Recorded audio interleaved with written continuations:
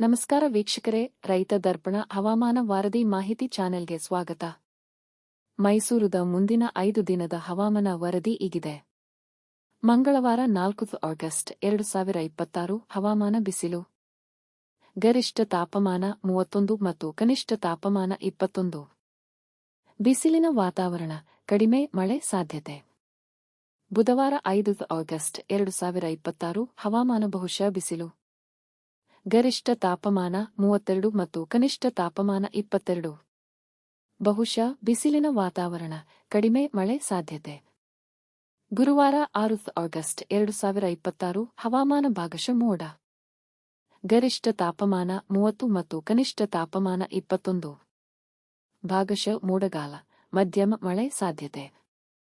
ಶುಕ್ರವಾರ 7 ಆಗಸ್ಟ್ 2026 ಹವಾಮಾನ ಮೋಡ ಕವಿದ ವಾತಾವರಣ. ಗರಿಷ್ಠ ತಾಪಮಾನ 29 ಮತ್ತು ಕನಿಷ್ಠ ತಾಪಮಾನ 20. ಮೋಡಭರಿತ ವಾತಾವರಣ, ಮಧ್ಯಮ ಮಳೆ ಸಾಧ್ಯತೆ. ಶನಿವಾರ 8 ಆಗಸ್ಟ್ 2026 ಹವಾಮಾನ ಹಗುರ ಮಳೆ.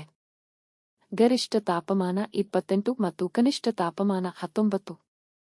ಹಗುರ ಮಳೆಯ ವಾತಾವರಣ, ಹೆಚ್ಚಿನ ಮಳೆ ಸಾಧ್ಯತೆ.